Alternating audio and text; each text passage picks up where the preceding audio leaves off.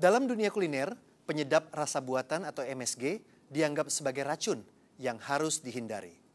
Namun Stephanie Silitonga justru menemukan fakta sebaliknya. Garam natrium yang terkandung di dalamnya merupakan unsur yang dibutuhkan tubuh. Para ilmuwan dan Badan Kesehatan Dunia bahkan memasukkan zat ini sebagai bahan tambahan pangan yang aman untuk manusia. Lalu apa bahaya MSG yang selama ini dikhawatirkan masyarakat? Stephanie Silitonga menyajikan jawabannya untuk Anda.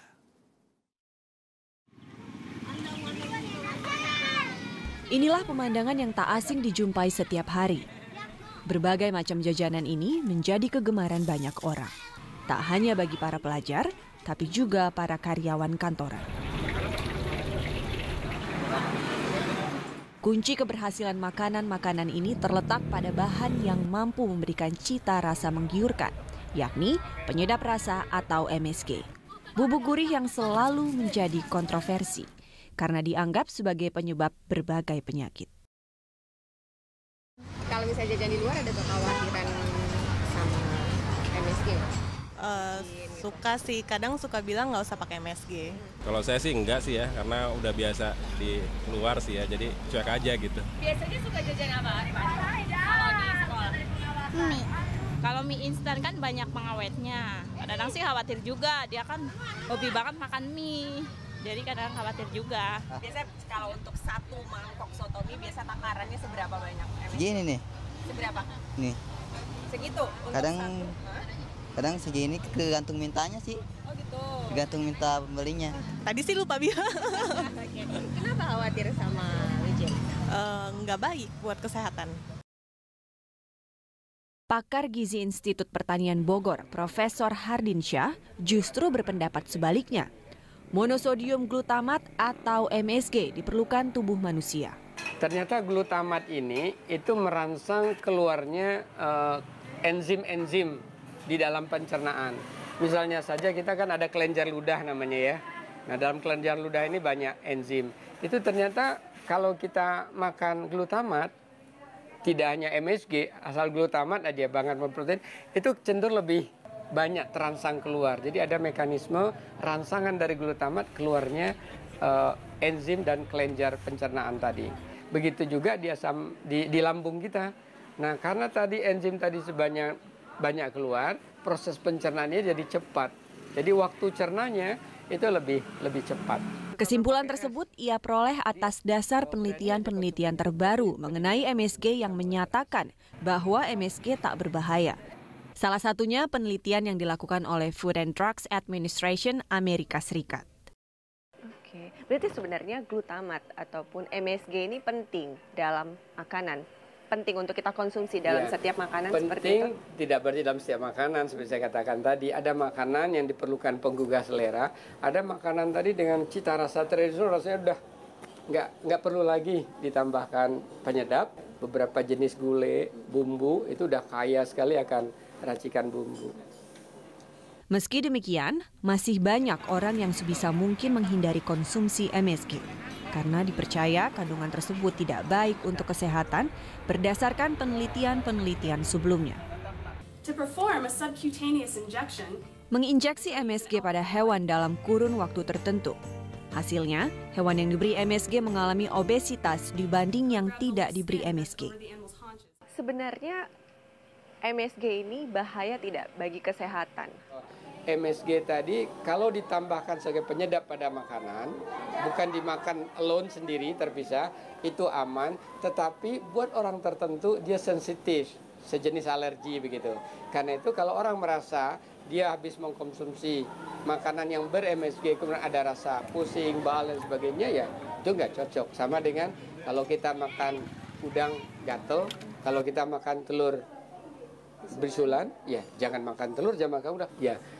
Memang pada tahun 60-an ketika pertama kali ada keluhan di Amerika pada seorang dokter Chinese yang dia makan di restoran China, kemudian dia mengeluh, kok saya setelah 1 jam memakan ini ada keluhan.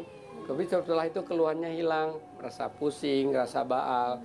Dilakukan penelitian, dilakukan pada anak-anak tikus, kemudian disuntikkan larutan MSG. Tapi sayang kritikan terhadap penelitiannya itu menggunakan dosis yang tinggi ya, yang setara dengan 200 sampai 400 miligram per kilogram berat badan. Yang kalau itu diaplikasikan ke manusia itu bisa sekitar satu gelas setara gula gitu ya. Sebenarnya itu kadarnya berlebihan ya, berarti ya? kadarnya berlebihan. Terkadang saya menggunakan, tapi juga itu pun takarannya sangat-sangat di bawah batas toleransi. Jadi ketika kita menggunakan di bawah batas toleransi, menurut saya sih oke-oke aja. Saya menemui Norman Ismail, pria yang telah belasan tahun menjadi chef. Belakangan, Norman dikenal sebagai celebrity chef karena penampilannya di berbagai acara TV. Baginya, penting untuk berhati-hati dalam mencampurkan MSG dalam setiap makanan. Paling hanya segini ya, sejumput saja, pinch. Sangat sedikit ya, Chef, Sangat sebenarnya? sedikit. Meski tidak selalu menggunakan MSG, Norman berpendapat MSG aman jika digunakan dalam batas yang wajar. Chef, sebenarnya MSG atau penyedap rasa perlu nggak sih dalam setiap masakan? Kalau buat saya sih, nggak semua setiap masakan harus menggunakan MSG. Tapi kalau saya ditanya, kalau pendapat saya sih aman ya. Tapi dengan catatan, dengan takaran yang tertentu, tidak dikonsumsi secara rutin, itu menurut saya sih aman. Karena kan MSG sendiri itu adalah monosodium glutamat. Itu sodium juga salah satu rangkaian zat gizi ya, kalau menurut saya. Terus juga glutamat itu kan salah satu rantai amino itu kan banyak. Nah, salah satunya itu glutamat yang diperlukan juga untuk tubuh. MSG bekerja dengan menstimuli indera pengecap dan syaraf-syaraf pada otak, sehingga makanan terasa lezat dan nafsu makan bertambah. Coba kalau gitu kita rasain kayak gimana rasanya nih? Pertanyaannya, berapakah takaran yang dianggap aman bagi tubuh manusia? Jadi sebenarnya berapa kadar MSG yang kita butuhkan dalam setiap makanan yang kita konsumsi? Dulu, Lembaga Kesehatan Dunia pernah menyatakan bahwa 120 mg per kilogram berat badan atau kurang lebih 5-6 gram per hari. 5 hingga 6 gram per hari, setara tak lebih dari setengah sendok teh. Tak hanya untuk satu porsi makan, tapi untuk seluruh makanan yang dikonsumsi dalam sehari. Tapi kemudian ada lagi penelitian-penelitian berikutnya pada manusia ya, uji-uji klinis pada manusia menunjukkan bahwa acceptable daily intake istilahnya, berapa jumlah MSG yang dimakan yang bisa diterima sehari-hari itu nggak ada batas atasnya. Karena apa? Karena lidah manusia ini bisa mengaturnya. Seperti hanya garam, udah keasinan, nggak ditambahin lagi. Seperti halnya juga kalau sesuatu yang asam, asam banget, nggak jadi dimakan. Untuk kadar yang ditentukan dari BPOM mungkin ada? Oke, penyedap rasa itu salah satu dari bahan tambahan pangan yang kadarnya tidak ditentukan. Mengapa tidak ditentukan? Memang satu, sifatnya itu self-limited ya, kita istilahkan begitu. Penggunaan itu secukupnya.